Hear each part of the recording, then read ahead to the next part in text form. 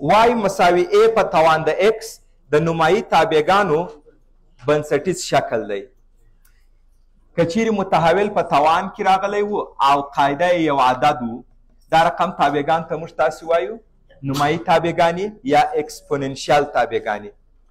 دا تابعګانې په عمل کې تاسو توجه وکړئ، دا تابعګانې په عمل کې معمولا د نفوس د زیاتېدو دپاره استعمال لري چې په معلوموي که په دې کال کې نفوس دومره نو 10 کاله بعده به څومره 20 کاله بعده به څومره. دا په د هغه موادو دپاره چې راډیو اکټیو دي د هغوی د هستو د متلاشي کېدلو دپاره دا تابع په عمل کې استعمال لري. یعنې موږ تاسو د نمایي تابع په مرسته معلومولی سو چې په څومره وخت کې څومره هستې متلاشي سوي دي. راډیو اکټیو مسله بیا موږ تاسو وایو فزیک کې. او یا د اقتصادي ودې دپاره مثال یو شرکت غواړي خپل اقتصادي وده معلومه کړي چې په راتلونکي کلو کې به دا څومره وده کوي، نو دا تابعګانې استعمال لري. او معمولا په نورو ځایونو کې چې د دې استعمال عملي حالاتو ته یې ورسو، یوازې او یوازې دا تابعګانې هغه رقم استعمال لري چې دا قاعده باید یو مثبت عدد وي. ګورئ که چیرې قاعده منفي عدد راغی، دا تابعګانې آوټپوټ په دې کې غیر حقیقي یا مختلط اعداد هم راتلی سي چې زموږ د هغوی سره کار نسته. نو موږ چې نمایي تابعګانې وایو قاعده یې باید څه ډول عدد وي؟ مثبت عدد، تر څو چې د دې حاصل څه راسي؟ حقیقي عدد. قاعده که چیرې منفي راسي په عمل کې هغه استعمال نه لري. کیدای سي په ځینو تجربو ځینو حالاتو کې یا ځینو ریاضیکي محاسباتو کې استعمال ولري. او هر کله چې موږ تاسې د غیر حقیقي عددونو په سیټ کې هم کار کوو بیا اجازه ورکوو. مګر موږ تاسې تابعګانې چې وایو په لومړي ورځ مو ویلي وو چې موږ تاسې په کومو اعدادو کې کار کوو؟ د حقیقي عددونو په سیټ کې. نو قاعده باید څه ډول یو عدد راسي؟ مثبت. که قاعده منفي راسي څه مشکل درته جوړي؟ موږ ایکس ته هر ډول عدد ورکوو. نو که چیرې زه ایکس ته منفي قیمت دغه ورکړم 0.5 د دې حاصل څه رالی؟ موهومي عدد. دا خو داسې مطلب ورکوي جذر منفي 2. یا د مثال په ډول باندې منفي 2 که قاعده منفي دغه توان که غیر نسبتي راسي، غیر نسبتي لکه دا پایو ای دغه عدد، د دې حاصل څه درته راځي؟ د دې حاصل راځي مختلط عدد چې یوه برخه به حقیقي وي او یوه برخه به موهومي وي. نو موږ ځکه قاعده منفي نه پرېږدو چې دا حاصل مختلط یا موهومي نه راسي، حاصل باید څه وي؟ حقیقي عدد وي. او په عمل کې چې په کوم ځایو کې دا تابع استعمال لري قاعده مثبت صحیح راتلی سي. او بل زه قاعده یو هم نه ورته لیکم. د دې دلیل دا دی که چیرې قاعده یو سي بیا دا نمایي تابع نه راځي، بیا دا ثابته تابع راځي. یو په توان د ایکس یو دی، یو په هر توان څو دی؟ یو په هر توان یو دی. نو د دې تابع شکل تاسې ولیدئ قاعده یو عدد دی او توان کې ایکس. او قاعده څه ډول عدد دی؟ دا ما دلته تاسې ته معرفي کوي. ګورئ ګډوډ نسي درڅه. دغه قاعده چې ما ویل باید مثبت عدد وي او په مثبتونو کې یو نه وي. یعنې هر مثبت مشکل نه لري، یوازې یو باید نه وي. دا نه د دې تابع د تعریف ساحه ده، نه دا د دې تابع د قیمتونو ساحه ده. د تعریف ساحه خو هغه ده چې موږ ایکس ته قیمت ورکوو. د قیمتونو ساحه خو هغه ده چې وای ته لاسته راځي. دې ته موږ تاسو وایي د قاعدې شرط. دا د قاعدې شرط دی. یعنې موږ تاسې که یو ځای کې تابع ولیدله نمایي، دغه عدد یې باید څه وي؟ دا باید یو مثبت عدد وي او په مثبتونو کې یو نه وي. یو بله مسله هم درته وایم، دغه ای عبارت د څه شي څخه دی؟ ګورئ ای اوس خو دلته ډېر واضح ښکاري دا ای قاعده ده، مګر په مثالو کې څنګه تشخیصوي؟ ای موږ تاسې هغه عدد ته وایو هغه ایکس چې یې توان وي. ای هغه عدد ته وایو چې ایکس یې توان وي او دا باید یوازې مثبت وي. نو اوس که ماته یو څوک داسې ولیکي وایي آیا دا نمایي تابع ده؟ یعنی دا کوم تابعګان چې موږ وایو په هغه کې قاعده باید مثبت وي. زه چې دې ته وګورم وایم دا بالکل نمایي تابع ده او دا هېڅ مشکل نه لري. ولې ای منفي نه دی راغلی؟ نه، ما خو تاسو ته ویل ای هغه ته وایو، ای هغه عدد ته وایو هغه چې توان یې ایکس دی. اوس دا ایکس یوازې د 2 توان دی که د منفي هم دی؟ یوازې د 2 دی. نو دلته ای مساوي په څو راغلی؟ ای مساوي په 2. او صحیح راغی. اما که همدغه په دې شکل راته ولیکل سي اوس نو دا څه شي رالی؟ دا تابع موږ تاسې په مبحث کې شامله نه ده، ځکه د دې په رینج کې غیر حقیقي اعداد مختلط عددونه هم راتلی سي.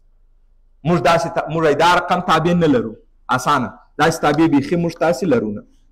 زموږ د درس په موضوع کې دا رقم تابعګانې نشته. ټول په دې پوه شوه؟ نو په مثالو کې دغه ای درڅه غلط نشي.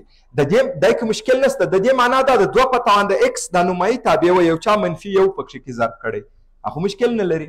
ښه، د قاعدې په شرطونو باندې پوه شولئ؟ زه به تاسو ته دغه د اعدادو پر محور ولیکم چې دا کم اعداد وه، کم اعداد قاعده راتلای سي. بیا قاعده په دې عددونو کې چې هر یو راغی همغه به تر اخره پاتې وي. که مو قاعده تغییر کړه دا بیا بله نمایي تابع ده، که مو تغییر کړه بله نمایي. موږ قاعده نه تغییروو. که مې ولیکئ 3 دا به دایم 3 وي، که مې ولیکئ 2 دا بیا بله تابع سو، هغه کې به قاعده دایما 2 وي. که مې ولیکئ 5 دا به بیا دایما 5 وي. ښه، اوس دې ته وګورئ. دا عدد ته به زه ووایم 0 او دې عدد ته به ووایو 1. کم عددونه قاعدې کې راتلای سي؟ د 0 څخه کوچني عدد دا نسي راتلای. 0 هم نسي راتلای. ما خو تاسو ته ویل چې مثبت، خو 0 هم نه دی شامل. نو د 0 نه لوی خو مثبت عددونه دي، دا ټول راتلای سي. یعنې قاعده کیدای سي د دغه عددو څخه یوه دانه یې وي، هر یو چې و. بیا په دې مثبت کې یو نسي راتلای او د یو نه دې طرف ته هم هر ډول عدد ممکن دی. نو اوس که تاسو ورته وګورئ آیا قاعده یا به دغه عددونه وي چې دا عددونه کم عدد دي لوی تر 1، یا به دا عددونه وي چې دا کم عدد دي د 1 0 منځ. دا مثبت سو، دا مثبت. یعنی یا به قاعده تر 1 لوی عدد وي یا به د 0 1 ترمنځ وي. نو دا خبره مو ورسره زده کړئ که چیرې په نمایي تابعګانو کې قاعده د 0 1 ترمنځ راله، یعنې دغه اعداد وه، بیا دا نمایي تابع متناقصه وي. او د دې تشخیص هم دومره اسانه دی. او که چیرې قاعده تر 1 لوی و نو دا به بیا متزایده وي. اوس تاسې تابعګانې نمایي تابعګانې تشخیصولی سئ چې متزایده ده که متناقصه؟ ډېر اسانه. قاعدې ته یې ګورم، که قاعده تر 1 لوی عدد و متزایده ده، قاعده تر 1 کوچنی عدد و متناقصه ده، او تر 1 کوچنی هم کم عدد یادو د 0 1 منځ، یعنې حقیقي کسرونه درته یادوم، واقعي کسرونه. دا مسله تاسو اوس ما ته وایاست دا تابع متزایده ده که متناقصه؟ 4 پر 3 په توان د اکس. ګورئ دا یو عدد درته راغلی 4 پر 3. دا مشکل نه لري چې حتما باید عدد پوره وي. موږ تاسو دلته شرایط ورکړي کم عدد. دا څه ډول تابع راغله؟ 4 پر 3 تر 1 لوی دی. دا متزایده تابع ده. دا متزایده ته به داسې سمبول وکارو. د دې سمبول معنا ده یعنې تابع متزایده ده. وایاست دا تابع څه ډول ده؟ متزایده ده که متناقصه؟ دا خو یو عدد دی. د جذري عددو اجازه لرو؟ موږ ویلي دي چې ټول مثبت عددونه مهم نه دی چې جذري دي که کسري که پوره. یوازې په مثبتونو کې د یو اجازه نه لري، نور د جذري و کسري و د هر عدد اجازه شته. دا متزایده ده ځکه قاعده جذري 2 ده او جذري 2 تر 1 لوی عدد دی. ښه، اوس تاسې ما ته دا ووایاست وای مساوي په 1 پر 2 په توان د اکس. دا متناقصه ده ځکه قاعده د 0 1 ترمنځ رالی. دا متناقصه ده. دا راته وایاست متزایده ده او که متناقصه 5 په توان د منفي اکس. دلته نو اوس یو خبرې ته متوجه سئ، دا چې زه تاسو ته هم قاعده لوی تر 1 وي متزایده ده، د 0 1 منځ کې متناقصه ده. د دې شرط دا دی چې تابع کاملا دغه شکل ولري. که شکل تغییر کړی و بیا زموږ خبره هم تغییر ورته کوي. اوس د شکل تغییر کړی و، دلته وګورئ توان اکس، دلته توان څه شی دی؟ منفي اکس. نو زه نسم ویلی چې قاعده لوی تر 1 دی دا متزایده ده. تاسې به د دې شکل دې ته راواړوئ. دا به څنګه را بدل کړي شکل یې؟ که چیرې موږ تاسې قاعده ضربي معکوس کو د توان علامه تغییر کوي که نه؟ اوس کوم شکل اختیار کوي؟ آیا دا شکل بالکل د بنسټیز شکل په څیر دی؟ نو دا څه شي درته رالی؟ متناقص. ښه، نو تاسو د قاعدې شرطونه او څه وخت متزایده د متناقصه دا زده کړه. د دې تابع د تعریف ساحه څه وي د نمایي تابعګانو؟ د دې تابع د تعریف ساحه ټول حقیقي عددونه دي. البته زه کومه تابع درته یادوم؟ خودی ای په توان د اکس درته یادوم. د تعریف ساحه ټول عدد دي. که چیرې داسې یو حالت ولرئ، یعنې په دې کې یو ترکیبي حالت ولرئ، مثال فرض وکړئ داسې یو سوال ولرم وای مساوي ای په توان ده او دلته یو افاده وي د جی اکس په نامه، دغه تابع نو بیا یو ترکیبي تابع ده. مثال په توان کې یوازې اکس نه دی، په توان کې یو پولینوم دی، په توان کې یو کسر دی، په توان کې یو جذري حالت راغلی. یا په توان کې یو مثلثاتي ولرو، نور شکلونه ولرو، دا یو ترکیبي حالت رالی. بیا په مجموعي توګه باندې په دې کې زه څنګه د تعریف ساحه پیدا کولی سم؟ دا توجه ورته وکړئ، د دې د تعریف ساحه د وای دا مساوي وي په دغه توان کې چې تاسې هره افاده لرئ، د تعریف ساحه یې د مغې افادې د تعریف د ساحې سره برابر راځي. زما د خبرې مطلب څه دی؟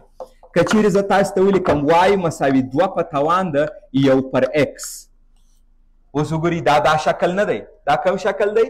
دا توان یې یوه افاده راغلی چې x نه دی. زه اوس د دې د تعریف ساحه چې انتخابوم پیدا کوم، څنګه یې پیدا کوم؟ تاسې به د توان د افادې په اساس پیدا کړئ. په توان کې کسر لرو، دا کسر په کوم قیمت تعریف شوی نه دی؟ په 0. نو زه د دې جواب چې لیکم همدا ټول عددونه دي پرته له 0 څخه، همدغه د تعریف ساحه د وای دپاره هم راله. نو په لنډو ټکو باندې داسې درته ووایم، په توان کې چې هره افاده ولرئ د نمایي تابع د تعریف ساحه د مغه افادې له مخې وټاکئ. که جذر د جذر په اساس، که کسر د مغه کسر په اساس، که پولینوم د پولینوم په اساس. د دې توان د تعریف ساحه چې هر څه راغله همغه د تابع د تعریف ساحه هم ده. ښه، د قیمتونو ساحه څنګه وټاکم؟ د تعریف ساحې ته خو مو عمومي خبره زده کړه. د قیمتونو ساحه څنګه وټاکم؟ رینج. تاسو دا راته ووایاست قاعده څه ډول یو عدد دی؟ مثبت عدد. آیا مثبت عدد په هر ډول توان پایله مثبت وي که نه؟ بلکل. تاسو وګورئ که قاعده مثبت عدد وي، توان چې 0 کې 1 رالی، که توان یو مثبت عدد وضع کې 8 رالی، که توان منفي وضع کوي خو بیا هم 1 پر 4 رالی. نو چې قاعده مثبت عدد وي ته نه د منفي چانس لرې او نه د 0. د دې دواړو اوټپوټ امکانات مطلق وجود نه لري. نو زه څه وایم؟ هر ډول عدد چې زه د x پر ځای وضع کړم زما لاس ته به څه راځي؟ یوازې مثبت حقیقي عددونه. نو رینج یې څه رالی د دې تابع رینج؟ په یاد ولرئ یوازې مثبت حقیقي عددونه، یعنی نه 0 پکې شامل دی او نه هم منفیان. دا کولی شئ داسې انیم ولیکئ د 0 څخه بیا تر مثبت لایتنه. ګراف یې څنګه رسموئ؟ تاسو توجه کوئ د دې تابع ګراف څه رقم یو شکل لري. دوه دانې ګرافونه زه درته وایم، یو دغه حالت دپاره چې متناقصه وي او یو دغه حالت دپاره چې متزایده وي. د دې تابعګانو ګراف داسې دی. د ګراف له مخې یو څو نور خبرو ته هم بیا متوجه کیږو. دا داسې یو ګراف لري، داسې پام اوس ورته. دا د کومې تابع ګراف دی؟ دا د وای مساوي ا په توان د x تابع ګراف دی. دا اوس متزاید دی که متناقص؟ دا خو متزاید دی. دا موږ تاسو ویلي پر ګراف حرکت وکړئ پورته ولاړئ متزاید دی. نو دا د هغه والا دی چې قاعده لوی تر یو وي. ګورئ که دا توان x نه و، د x له جنسه یوه افاده وه، د تعریف ساحه یې څنګه ټاکل کیږي؟ دا یې زموږ په درس کې راغی. پاته خبرې نه دي شاملې چې ګراف یې څنګه دی، متزایده ده که متناقصه ده. هغه مسایل نو نه دي پکښې کې راغلي. متوجه سولئ؟ هغه متزاید هم کیدای شي، متناقص هم کیدای شي، هره خبره پکښې کې راتلی شي. یعنې پرته د ډومین دپاره چې عمومي کې ما د تعریف ساحه درته ویل، نور چې زه هر څه درته وایم دا د کم شکل دپاره دي؟ یوازې د دغه شکل دپاره، او په دې شکل کې باید تغییر نه وي. ښه، که چیرې دا متناقصه وي بیا څنګه دی؟ بیا دا داسې یو شکل لري، بیا داسې یو ګراف لري. وای مساوي ا په توان د x، دا هم د نمایي تابع ګراف دی، داسې چې ا د 0 یو منځ. اوس نو تاسو یو تعداد نور ځانګړتیاو ته توجه کوئ چې ګرافو ته په کتلو لاسته راځي. دا تابعګانې د x محور نه قطع کوي، په یاد ولرئ. ګورئ دا خبره، دغه شاخه چې دلته ده دا د x محور ته رانږدې کیږي، اما هیڅکله د x د محور سره په تماس کې نه راځي. دا چې د x د محور سره تماس وکړي، یعنې د x محور سره مشترکه نقطه پیدا کړه، نو پر همغه نقطه چې دا د x د محور سره تماس کوي y باید څه وي؟ 0. یعنې اوټپوټ باید 0 وي. داسې یو خبره موږ نه لرو.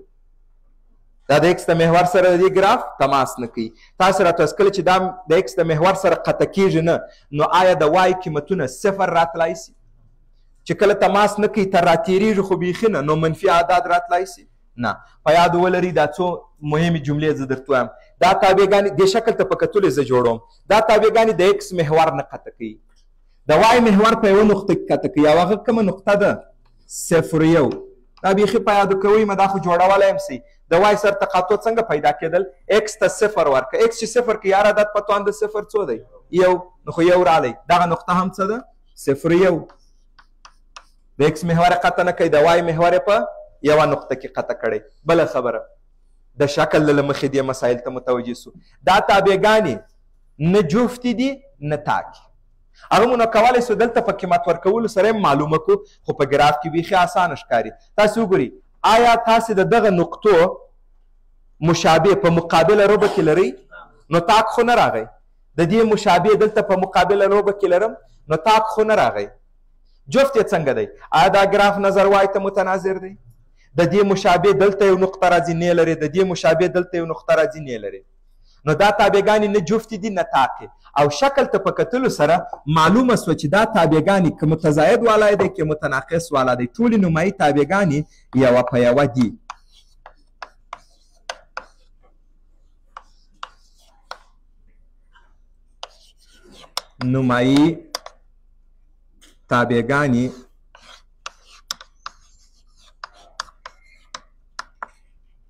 نمایي تابعګانې یوه په یوه دي دا چې یوه په یوه دي دا معکوسه تابع ولري که ونه لري بلکل دوی معکوسې تابعګانې لري او د دوی معکوسې تابعګانې هم څه ډول دي لوګاریتمي دوی معکوسې تابعګانې لري او د دوی معکوسې تابعګانې هم ټول لوګاریتمي تابعګانې دي